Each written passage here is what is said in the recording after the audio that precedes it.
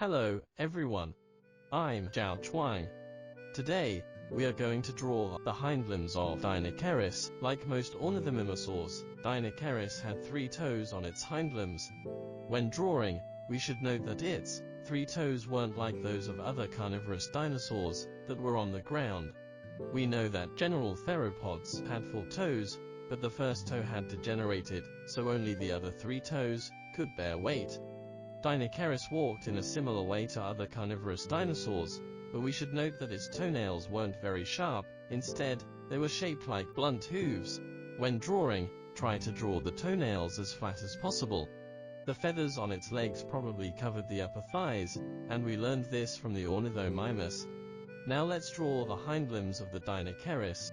Before drawing, we need to know whether its hind limbs were covered with hair, scales, or skin. We know ornithomimosaurs usually have their upper thighs covered with feathers, so we can draw bare skin on the entire legs of Deinocheirus, only covering the upper thighs with feathers. We start with the thigh first. The knee should be here, and this circle represents the knee. Its feathers probably covered this area. This is roughly where its rump was. The feathers here can be slightly longer, similar to today's ostriches, and the feathers should only cover its thighs. The feathers should be fluffy.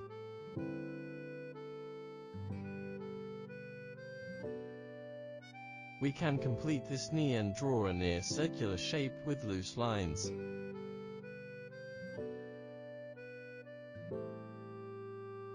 Now let's draw its muscles, and attach them to the knee, and do the same for the muscles at the back of its upper leg. Then the muscles in the middle and at the front of its upper leg.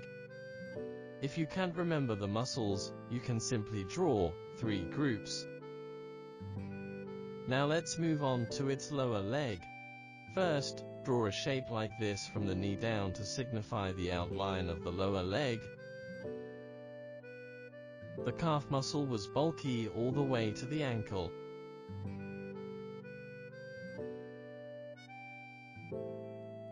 The muscle should be drawn like this, attached to the heel.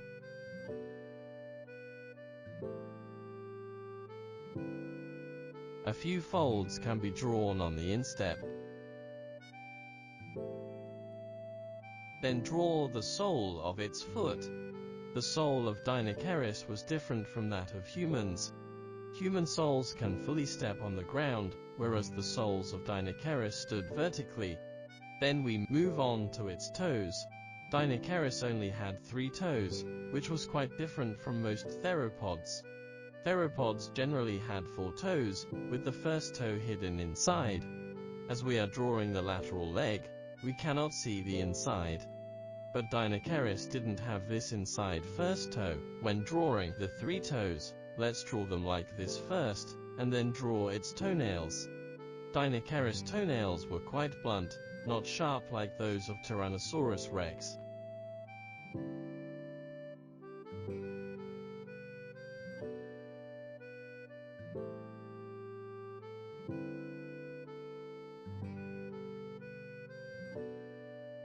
Then, we can draw a few pads under the toes with curved strokes like this, and connect them to the instep. Behind the 3 toes, there was a fleshy pad like this. Now, we can draw the large scales on its instep. Deinocheirus was a huge animal, so the large scales may look smaller on its feet. When drawing, the scales should be longer at the beginning, become shorter and shorter, and then disappear.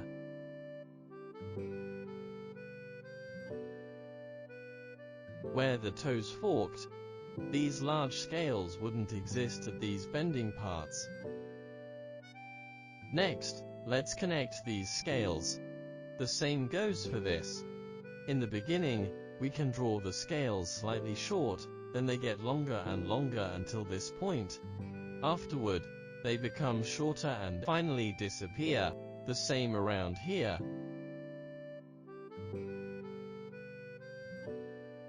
Then let's draw the large scales on the instep.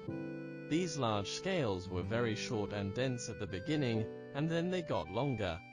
They were the same length up here, and began to disappear as going upward. We can draw them with dashed lines. Let's connect this area a little bit. We can draw some folds at the base of the toes.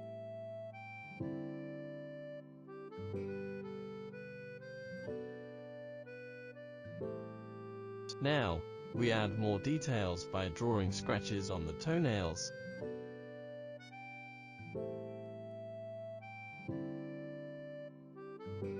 Then, we simply show the undermost part of its belly from this part to the knee.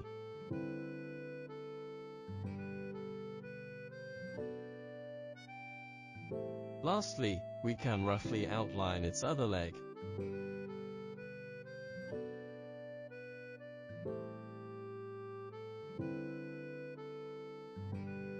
Good, like this, we've finished drawing the hind limbs of Deinocheirus.